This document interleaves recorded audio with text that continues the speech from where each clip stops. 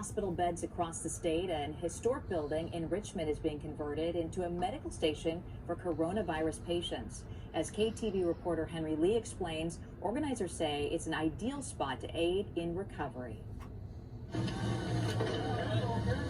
The Craneway Pavilion on the Richmond waterfront was bustling with activity on Thursday. The historic building is being transformed into a 250-bed medical station for coronavirus patients. It was very obvious that this would be a phenomenal facility to conduct such a mission.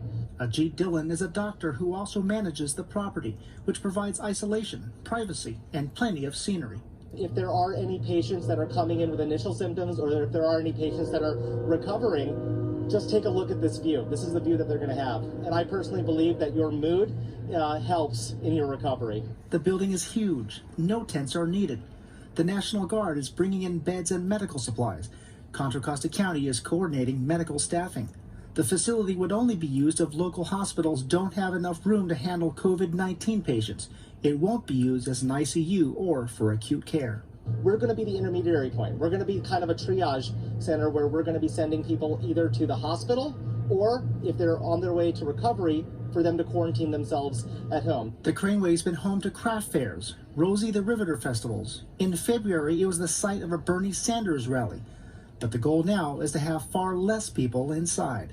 Ideally, I would not like to see a single patient here. We're setting this up in case we do. We don't want to be, caught unprepared. The building has a storied past. It used to be a Ford auto plant. Workers then switched gears, helping to make Jeeps, tanks, and military vehicles during World War II. Now it's involved fighting this war against the pandemic. So there's a lot of history here. A history, says Contra Costa Supervisor John Joya, that will hopefully bode well for the future.